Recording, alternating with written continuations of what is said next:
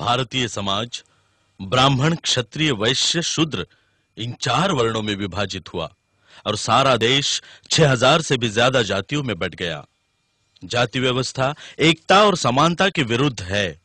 हम शूद्र यानी ब्राह्मणों के गुलाम, हमारा क्या अपराध है? हमें क्यों अछूत, पिछड़े, अल्पसंख्यक, आदिवासी करार दे दिया गया? हमें इसका उत्तर खोजना है। इस खोज के दरमियान बनी ये फिल्म किसी भी जाति, वंश या वर्ण के खिलाफ नहीं, बल्कि सबके लिए समानता का दस्तावेज है। आइए इस खोज में आप भी हमारे साथ चलें।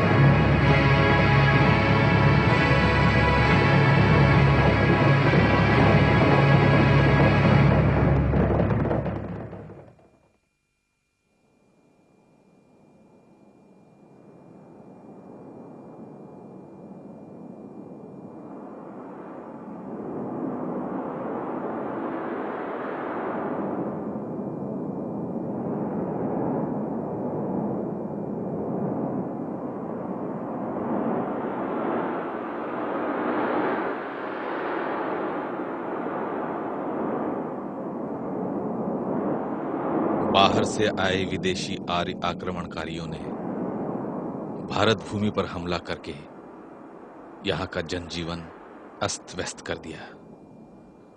मूल निवासी अनार्यों के घर बार, नगर उजाड़ दिए गए, उनकी साधन संपत्ति लूट ली गई, शिल्प और कलाकृतियां नष्ट कर दी गई, जनजीवन अस्त व्यस्त हो गया। स्त्रियों को बंदी बनाकर जुल्म ढाए गए। जिन्होंने आर्यों की आज्ञा का पालन नहीं किया, उनके सर धड़ से अलग कर दिए गए। ऊंच और नीचता का राज शुरू हो गया। अनार्यों को बंदी बनाकर असुर एवं राक्षस घोषित कर दिया गया और स्वतंत्रता पूर्वक जी रहे मूल निवासियों को आर्यों ने कपट से अपना दास बना दिया। यही दास शूद्र कहलाए गए और आर्यों के गुलाम बनकर जीने लगे। आर्यों के आक्रमण से पहले कितना मंगलमय था यहां का वातावरण। भारतवर्ष के मूल निवासियों की संस्कृति विश्व की सबसे अधिक विकसित संस्कृति थी। सिंधु नदी के किनारे बसकर सारे भारतवर्ष में इस संस्कृति का विकास हुआ था। हरी भरी वादियां, लहलहाते खेत, कृषि के उत्पादन में वृद्धि, जीवन के प्रत्येक क्षेत्र में समृद्धि थी।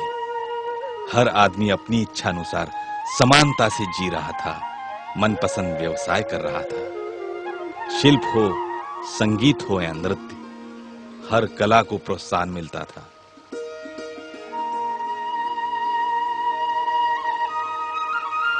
यहाँ के मूल निवासी तो हर प्रकार से सुखी थे।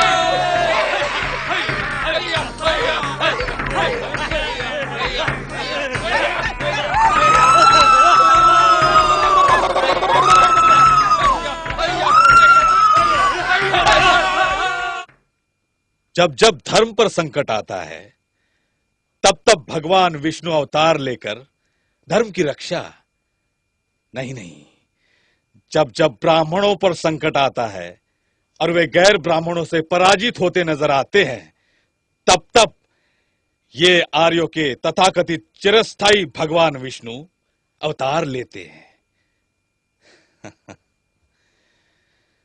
और पराक्रमी व बलशाली मूल निवासी राजाओं को कपट से मार डाला जाता है। साम दाम दंड भेद नीति द्वारा अनार्य के विद्रोह को नष्ट किया जाता है। काल्पनिक भगवान का डर लोगों में फैलाकर ब्राह्मण अपनी श्रेष्ठता को बचा लेते हैं और हर युग में नित नए विष्णु भगवान के अवतारों की कपोल कल्पित कहानियां गढ़ लेते हैं। चतुर्वर्ण व्यवस्था बनी रहे, इसलिए हर युग में एक अवतार, अवतार ही अवतार। दशावतार की श्रृंखला में तथाकथित भगवान विष्णु ने मत्स्यावतार नामक पहला अवतार लिया। कहा गया कि हैग्रीव नामक असुर ने ब्रह्मा के मुख से वेद वाक्य सुन लिए थे, इसीलिए मत्स्य अर्थात मछली का रूप लेकर भगवान विष्णु ने उसका वध कर डाला। किंतु सत्य यह है कि सागर किनारे दक्षिण भारत में असुरों की अर्थात द्रविड़ों की सभ्यता विकसित थी। प्रगतिशील द्रविड़ों को आर्यों का पाखंड नापसंद था, इस कारण उनमें अक्सर संघर्ष होता रहता था। तब आर्यों ने कपट से द्रविड़ों को वश में कर लिया। उनके कपट पर पर्दा पड़ा रहे, इसीलिए मत्स्यावतार की कल्पित कहानी को प्रचारित किया गया। कूर्मावतार। पराक्रमी अनार्य राजा जब आर्यों पर हावी हुए तो आर्यों को उनका मुकाबला करना संभव नहीं था। आर्यों को अपनी हार होती नजर आ रही थी, इसीलिए संघर्ष के बजाय सुलह का रास्ता आर्यों ने अपनाया और कछुए की तरह शांत रहकर अनार्यों के साथ समझौता किया। ये समझौता सागर किनारे किया गया, इसीलिए इसे समुद्र मंथन का नाम दे दिया गया। अपनी हार को आर्यों ने मूल निवासियों के साथ समझौते में बदल दिया और कछुआ नीति के आधार पर किए गए आपातकालीन समझौते को कछुआ अर्थात कूर्मावतार कहकर प्रचारित किया।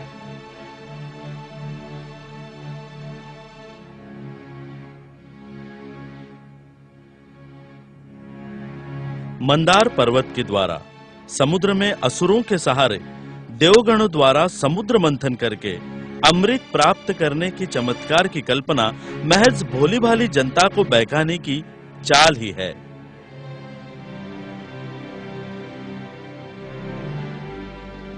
वराह अवतार। मूल निवासी राजा हिरण्याक्ष भारतीय भूमि का असली वारिस था। उसकी भूमि पर आर्य कब्जा करने की कोशिश करते थे, इसलिए आर्य और हिरण्याक्ष में संघर्ष हुआ करता था। हिरण्याक्ष ब्राह्मण संस्कृति के लिए खतरा बन गया। प्रजा में हिरण्याक्ष ब्राह्मणों से ज्यादा लोकप्रिय था। उसे जबरन मारकर राज्य हथियाने से प्रजा विद्रोह कर सकती थी और आर्यों का प्रयोजन सफल नहीं होता। इसीलिए असावधान हिरण्याक्ष के ठीक कान के पीछे आघात करके कपट से उसकी हत्या कर दी गई। प्रजा विद्रोह ना करे इसलिए भगवान विष्णु ने वराह का रूप लेकर हिरण्याक्ष को उसके पापों की सजा दी, ऐसी कथा प्रचारित की गई और सुअर अर्थात वराह अवतार का निर्माण किया गया और इस तरह आधारहीन कथा के सहारे लोगों को भ्रमित किया गया। नरसिंहावतार। न जमीन पर न आकाश में, न रात को न दिन को, न अंदर न बाहर, न पशु से न मानव से, ऐसे अपराजित दिग्विजय राजा हिरण्यकश्यपु के कपटवध को छिपाने के लिए नरसिंहावतार की कहानी गढ़ी गई। वराह अवतार के दरमियान जिस राजा हिरण्याक्ष की हत्या आर्यों ने की वो हिरण्यकश्यपु का भाई था। इसीलिए हिरण्यकश्यपु ने आर्यों पर हमला बोलकर उनको भूमिगत होने पर विवश किया। हिरण्यकश्यपु के बेटे प्रहलाद को बहकाकर चालबाज आर्यों ने हिरण्यकश्यपु के महल में प्रवेश किया और बाघ नखों के सहारे धोखे से हिरण्यकश्यपु को मार डाला और प्रहलाद को राजगद्दी पर बिठाया गया। आर्यों के कपट को जानकर प्रजा विद्रोह ना करे इसलिए बाघनखों की कहानी को नरसिंहावतार में बदलकर प्रचारित किया गया। वामनावतार। प्रहलाद का पोता बलि अनार्यों का राजा बना। बलि को अपने पूर्वजों का इतिहास ज्ञात था। उसने आर्यों को लड़ाई में हराने के लिए उनकी राजधानी अमरावती पर हमला बोल दिया। युद्ध में पराजित आर्यों ने राजा बलि की शरण ले ली। राजा ने उदार मन से आर्यों को शरण दे दी। इसका फायदा उठाकर आर्यों ने धीरे धीरे शिक्षा, संरक्षण एवं व्यवसाय इन तीनों क्षेत्रों पर पूरा कब्जा कर डाला और बलि को सत्ताहीन कर दिया। और यह अफवाह या भ्रम फैलाया गया कि छोटे कद का वामन जो तथाकथित भगवान विष्णु का अवतार था, उसने बलि से 3 कदमों के नीचे समाने वाली जमीन का हक मांगा और बलि ने उसे अल्पमात्र समझकर दे दिया। ये 3 कदम में समाने वाली जमीन का हक नहीं बल्कि शिक्षा, व्यवसाय और संरक्षण का हक था। अनार्य प्रजा में बलि अत्यंत लोकप्रिय था और उसे आमने सामने परास्त करना संभव नहीं था। अतः छोटे कद वाले वामन का सहारा लेकर आर्यों ने राज्य हड़प लिया और इस कुटिलता को वामनावतार का नाम दे दिया गया।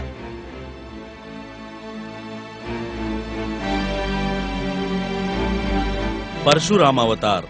बलि के साम्राज्य पर आर्यों ने कब्जा कर लेने के बाद भारतवर्ष में वैदिक संस्कृति और चातुर्वर्ण व्यवस्था चारों तरफ फैल गई। ब्राह्मण, क्षत्रिय, वैश्य और शूद्रों में सारा देश बढ़ गया। लेकिन अब नया विवाद उत्पन्न हो गया, क्षत्रिय श्रेष्ठ या ब्राह्मण श्रेष्ठ। क्षत्रियों के पास राज सत्ता थी, इसलिए वे ब्राह्मणों को नीचा दिखाते थे। ब्राह्मणों का अस्तित्व खतरे में पड़ जाने के कारण तथाकथित परशुराम अवतार का सहारा लेकर ब्राह्मण धर्म की रक्षा के लिए परशुराम ने 21 बार हमला करके क्षत्रियों की भारतवर्ष में हत्या कर डाली। ब्राह्मणों का परंपरागत सम्मान वापस लौटाने की कीमत क्षत्रियों को अपने खून से चुकानी पड़ी। ना ही प्रलय आया, ना ही कल्प आया, ना असुरों ने वेद चुराए। अब कौन सी विपदा आन पड़ी ब्रह्मगण पर, जो भगवान विष्णु एक नया अवतार लेकर आए।